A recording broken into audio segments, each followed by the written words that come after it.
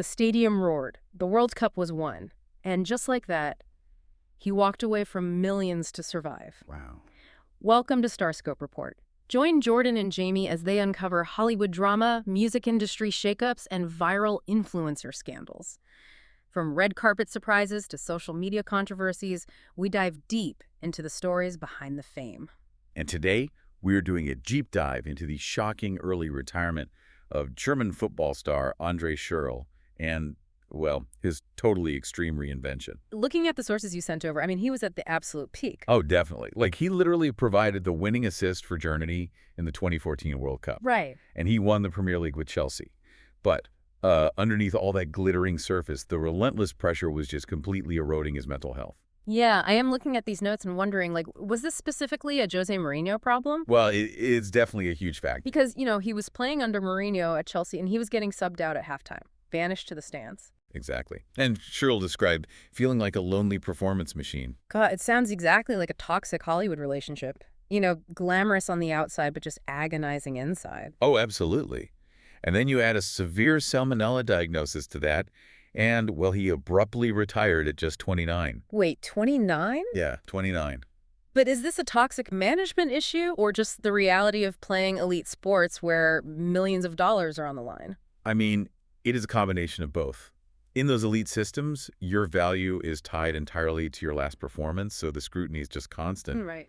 But compounding that, Schurrle realized he was losing his self-esteem because his identity relied so heavily on a manager who used, extreme harshness as motivation. Wow. To survive, he had to completely detach from that external validation. Right, but wait till you hear what came next. I mean, it involves minus 20-degree temperatures and absolutely no shirt. Oh, it gets wild. If you are loving these twists, make sure you are subscribed, because we have got even crazier stories ahead.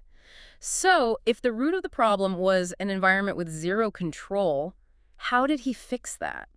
Well, seeking peace from that intense external pressure, Schurrle completely pivoted to the Wim Hof method. Okay, so we are talking extreme cold exposure. Right, deep breathing. He literally climbed mountains like Poland's Schneekop and Germany's Zugspitze at 2 in the morning. Wait, in minus 19 degrees Celsius weather? Yep, with 100-kilometer-per-hour winds. That is insane. And he did this wearing nothing but shorts, gloves, and hiking boots. Just those three things. It sounds like he traded one form of torture for another. It really does, right? Yeah. But looking at the sources, it is actually a lot like intentional exposure therapy. Oh, so it is like rebooting a glitching computer by plunging it into an ice bath. Exactly. He is creating this massive physical stressor that he can actually control to heal from a psychological stressor that he couldn't. That is so fascinating. Yeah, in his previous career, he was constantly battling external critics, managers, media, fans. By plunging into the freezing cold, the battle becomes entirely internal.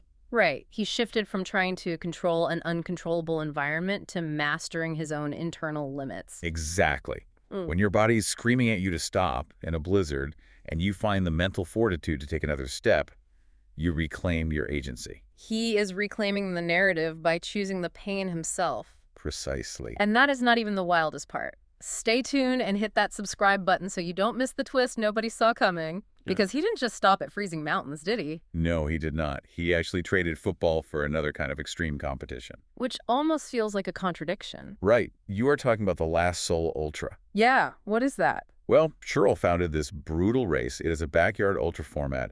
Athletes run a 6.7-kilometer loop every single hour, on the hour, until they just simply cannot continue. Which is just such an incredible irony. How so? Well, I mean, he walked away from football because he was exhausted by the endless competition, right? Yeah, that is true. Only to turn around and create a literal endless race. It does seem ironic on the surface, but the core difference is intention. Okay.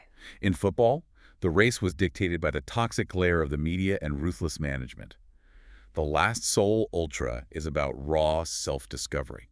So it is a competition against the self. Exactly. Completely detached from the tabloids, the fans, and the millions of dollars. It is a space where athletes find out exactly who they are when everything else is stripped away. Wow.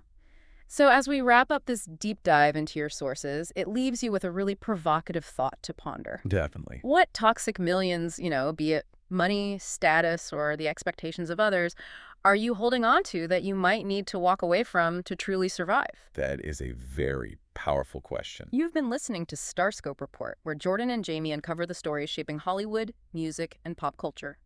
Thanks for tuning in, and don't forget to subscribe for more stories that keep the stars shining.